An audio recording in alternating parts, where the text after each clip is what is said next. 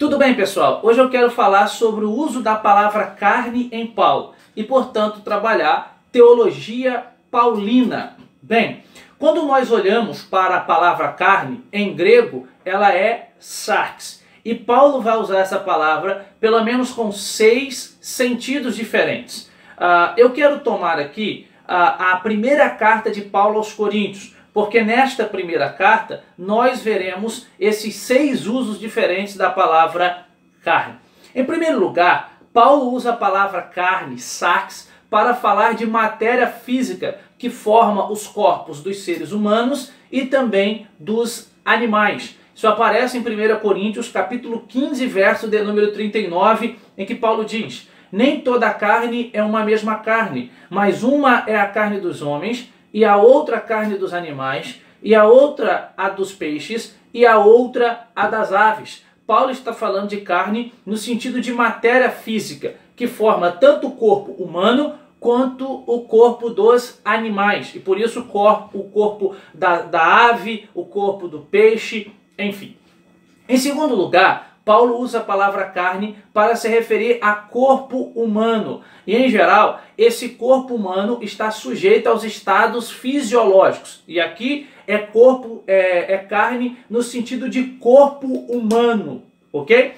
É possível notar aqui um paralelo com a palavra soma. Soma, corpo, em paralelo com a palavra carne, sarx. Isso aparece em 1 Coríntios capítulo 6, verso de número 16. Paulo diz: acaso não sabeis que quem se une à prostituta torna-se com ela um só corpo, soma, pois foi dito, ambos serão uma só carne, sarx. Então aqui Paulo está falando de corpo humano, e esse corpo é um corpo que tem os seus aspectos fisiológicos. Perceba que nesse texto Paulo está fazendo uma crítica àqueles que mantinham relações sexuais com prostitutas. Ele está falando para a comunidade cristã de Corinto.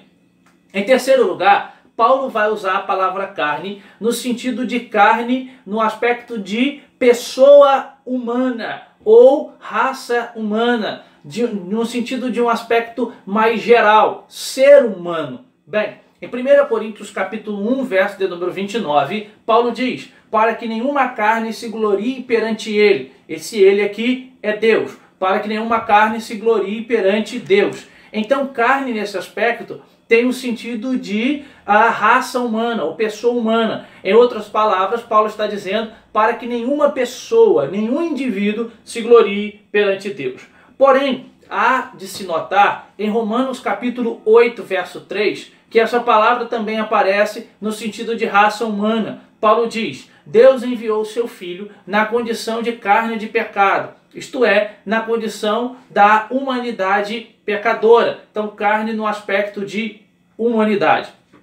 Em quarto lugar, Paulo usa a palavra carne para falar da esfera moralmente negativa. Quando Paulo emprega essa palavra, ele tem em mente os sistemas de valores da humanidade que se opõem aos de Deus. Então existe a moralidade negativa humana que está se opondo em relação à moralidade de Deus. 1 Coríntios capítulo de número 1, verso 26 diz Paulo: porque vede, irmãos, a vossa vocação, que não são muitos sábios, do grego sofoi, segundo a carne.